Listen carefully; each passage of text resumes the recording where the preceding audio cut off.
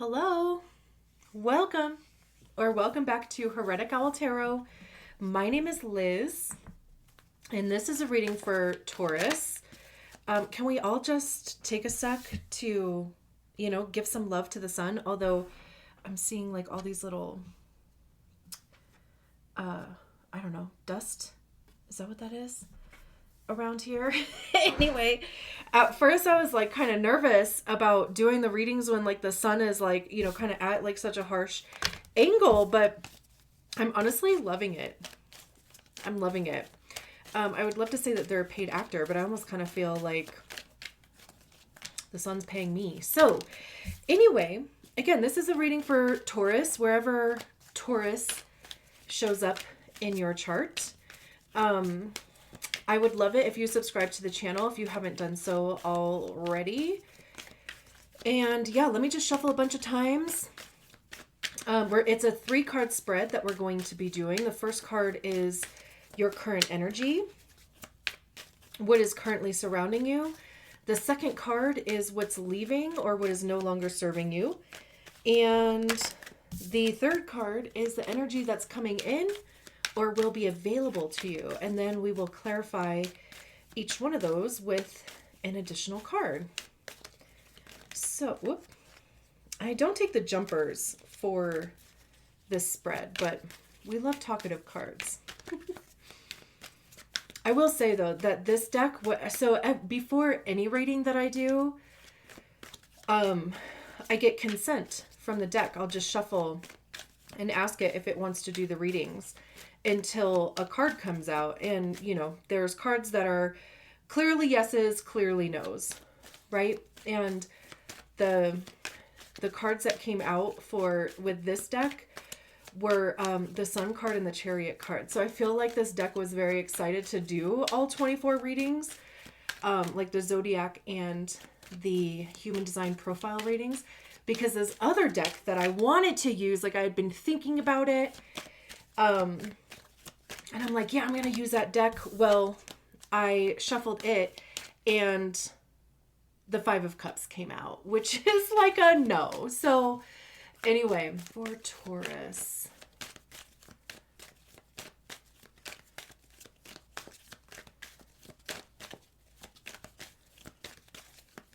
Okay.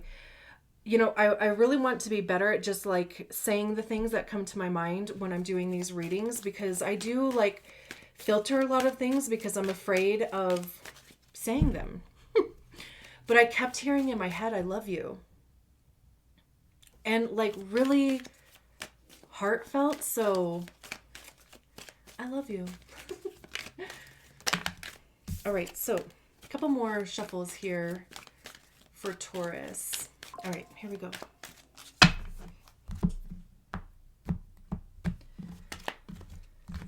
All right, current energy. The Knight of Swords. What is leaving? The 10 of Wands. Love that. What's coming in? The 10 of Swords. And then to clarify the Knight of Swords, we have the 3 of Pentacles. To clarify the 10 of Wands, we have the 7 of Cups. And to clarify the 10 of Swords, we have the Hierophant. Interesting. Temperance at the bottom of the deck. Although I really haven't been like reading the bottom of the deck. Okay. And again, I apologize for the lighting, but I'm also like really trusting that we're being shown what we needed to see, right? So I'm not going to worry about it. I'm not going to worry about it. So we start with the Knight of Swords and the 3 of Pentacles. First of all, before I even get into that, because as I was saying that, I'm like looking around this spread and I'm realizing that in every combination, there's a feminine and a masculine. So that's interesting. Whether there is a feminine and masculine like in your environment, right? Like if you're a feminine, then it would be a masculine in your environment. If you identify as more masculine, then it would be a feminine in your environment. Or it could also just even be those two aspects within ourselves, because obviously, I mean, we all have masculine and feminine aspects within ourselves, right? So it could even just be the play on that within ourselves. I don't know. That is really interesting. I mean, we'll see how it kind of comes out in the reading. So, the Knight of Swords is a pretty fast moving knight. I think it's like the fastest moving knight in the tarot. I mean, there's only 4, right? The Knight of Pentacles is the slowest moving. The Knight of Swords is the fastest. Swords have to do with our minds and our thoughts, right? Like it's our mindset, it's our belief system, truth, honesty, like how we're communicating our beliefs, how we're communicating truth. And I also see swords as being the suit of ego, because that's generally where we hear our ego is in our minds. And our ego is created by the stories that we attach to experiences, feelings, thoughts, right? Like it becomes our belief system. It becomes our habits, our personality, our temperament. It becomes even that filter that, outside, stimuli. We intake or consume content or, just our reality, people, whatever. And then it goes through the filter of our ego. And then it kicks out a story of what we believe to be true, right? And like the Knight of Swords can be a bit impulsive, but it's like making a split decision. I mean, things could like your belief system or the way that you think about things could literally change in an instant. It really honestly has knight in shining armor vibes. Like just the more that I'm like staring at this card, I'm like, where are you taking me? Because too, like, I mean, the Knight of Cups is the proverbial or like the quote unquote knight in shining armor of the knights, right? But I mean, this could be a message coming in. I mean, this could just be receiving a message from somebody. Whoever this person is, too, they could be an air sign. So it could be a Gemini, Aquarius, Libra. So yeah, I mean, there could just be, again, either communication coming in. It could even be, depending on who is the masculine energy, whether that's you or somebody else.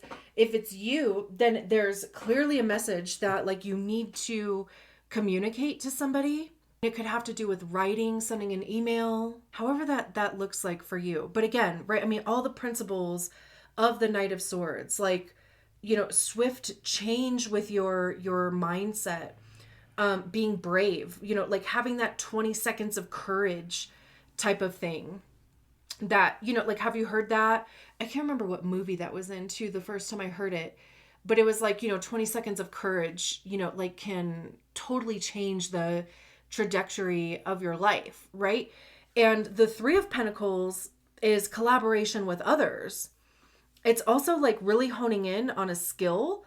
Pentacles has to do with our money, how we get it, how we save it, how we spend it. It's our time.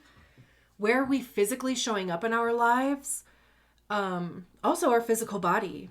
So it's interesting because, okay, right, like this Knight of Swords flying in here, right? Like this little knight in shining armor. Isn't that how it looks or no? Like, is it just me? Like, and then look how like they show up here, right?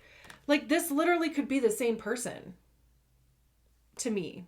I just think that this is so interesting how these cards came out. Okay, this is how you know too that like you can't make tarot up. There is no effing way I would have been able to pull these cards myself, right? Like anyway.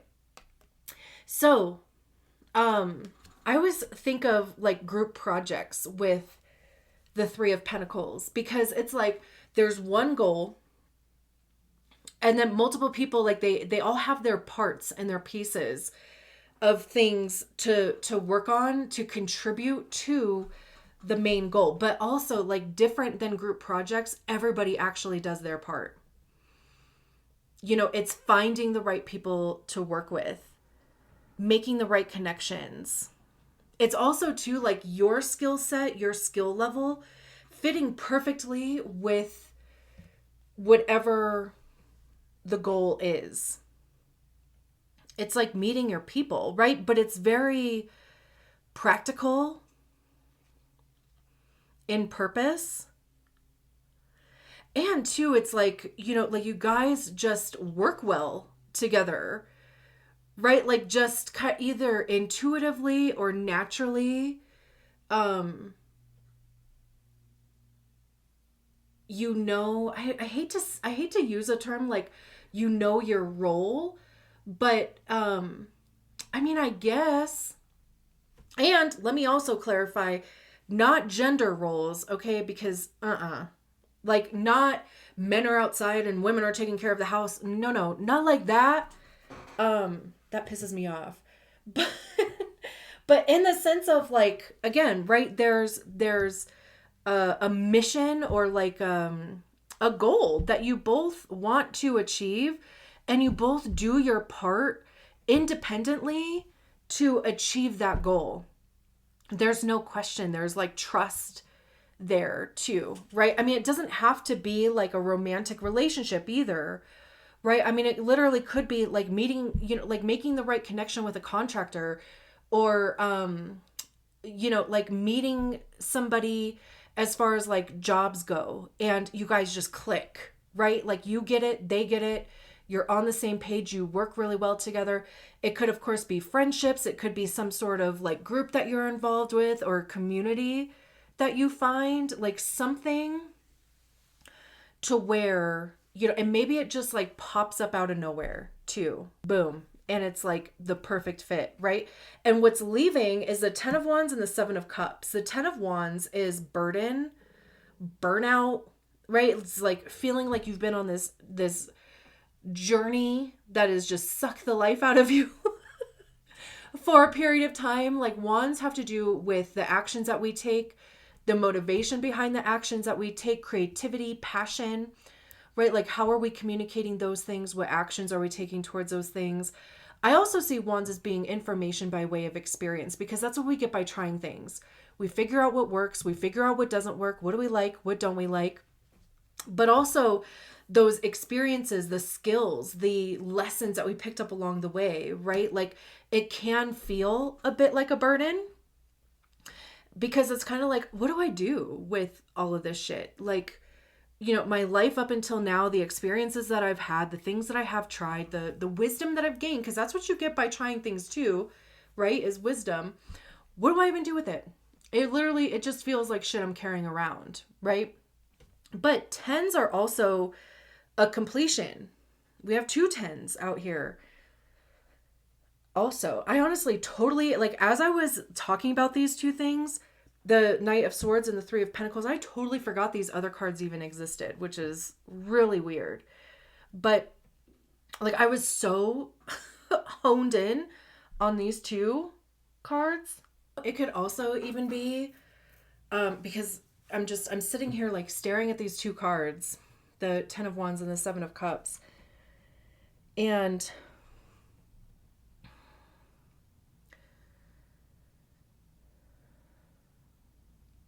I'm getting this feeling of like spinning your wheels, right? Like maybe there have been multiple things that you have tried. Just trying to find your thing, right? Like just kind of trying to, not even a niche. I mean, I think using that word just maybe describes what I am kind of feeling, but like, and not that it necessarily has to be like one thing, but like, just really finding that thing that you can like ground into, right? Like thinking Taurus and Earth, and right, like being grounded in it, and just focusing your attention, your creativity, focusing your passion in that thing, right? The 7 of Cups is about options, prioritizing things. Like it gives me like the Marie Kondo effect of like, does this thing bring me joy? And especially with it being cups, right? Because like, how does it feel? And, there's this dragon has 3 cups in their hand. There's 3 cups, like on the waterfront here. And it's almost like, flipping over cups. Like I'm just kind of getting that image, like, when they put like a ball or something under a cup and there's three cups and they just start like, spinning them or mixing them up. And then it's like, picking up a cup and seeing if the ball is under it. But it's like, is there anything for me under there? Right? It's just giving me that vibe of like literally, looking for something that you can have an emotional investment in. And what's interesting, I hope you can see this, is that there's like this fairy that is bringing the seventh cup to the girl that's sitting on top of this dragon. So again, like there's two things in here that seem like they either come from out of the blue, they happen fast, or like there's some sort of like divine intervention on. And I know that, this is in the position of what's leaving, right? So like if you have been in an energy of again, right? Like just kind of spinning your wheels, like, I'm going to try this thing because it feels like I would have an interest in it. And then maybe you try it and you're like, that didn't quite hit the spot that like I thought it was going to be. But now you have that experience, that knowledge, that skill to, like put in your bank, right?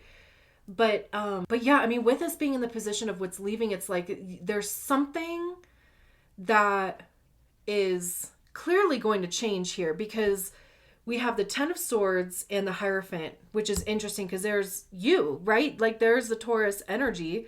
It only took me how long to like put that together, that the Hierophant was out here and I'm doing a reading for Taurus.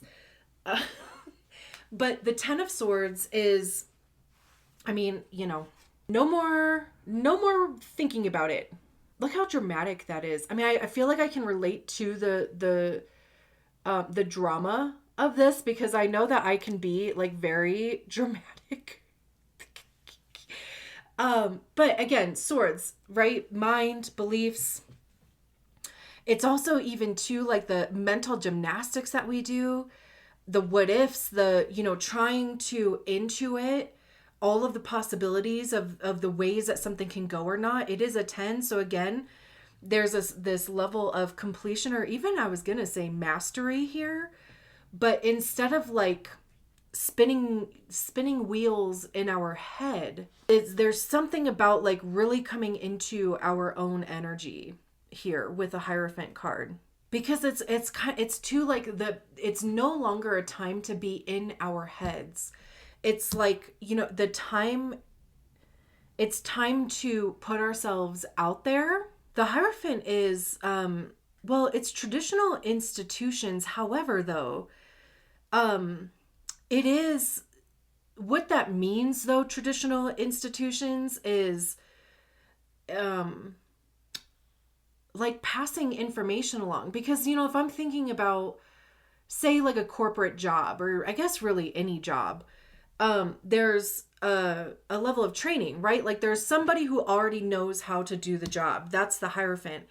And they're passing that knowledge on to you, right? Same with like going to school, right? There is somebody, the professor, who has an expertise, who has training, who has schooling in that specific field, and they are there teaching you. They're passing that knowledge along, right? It could be, it doesn't have to necessarily be school, but it's, even taking a course. It could even be offering a course. Like if you are in a position, and especially with it's like, stop thinking about it, stop worrying about it, stop what ifing it, right? Because really it's like, the self-sabotage, like if we get stuck in our thoughts, then it prevents us from actually taking any action and actually like putting ourselves out there, right? So this is definitely, it's a call to action is how it feels. Either take the course, learn the thing, or teach it, be a mentor, like offer yourself out there in some kind of capacity. Like also just stop worrying about too, like how it's going to go, how it's going to turn out, where it's going to go, right? Like it's because, and I keep kind of going back to that because of the Ten of Swords, because there really is just nothing else to consider about it. And truthfully, all of the consideration, like all of the shit that goes through our heads just prevents us from showing up, from being seen, from putting ourselves out there. So whether, there is a masculine or feminine energy coming in to help you with that, or whether, again, like you're recognizing that within yourself, you are, if you've been more in the feminine, flow, allowing things to come to you, being intuitive, right? Just kind of, seeing what happens, see what comes in, right? Like just vibing versus, like it's taking on more of that masculine role of initiating, putting yourself out there, like going for it, or if you have been in the masculine energy, then it is inviting more intuition and flow. Like if you have been initiating, going for it, putting yourself out there, right? Like, this is now a time for you to allow things to come to you. Be receptive, be nurturing even to yourself, to the thing, right? Instead of just like go, go, go. Now it's time to like nurture, really pour some like love and energy, compassion into a thing. Really check in with your intuition too and see what that's saying. I love this. What a journey. What a journey. Thank you so much for allowing me to read your cards. And don't forget to subscribe. Okay, bye.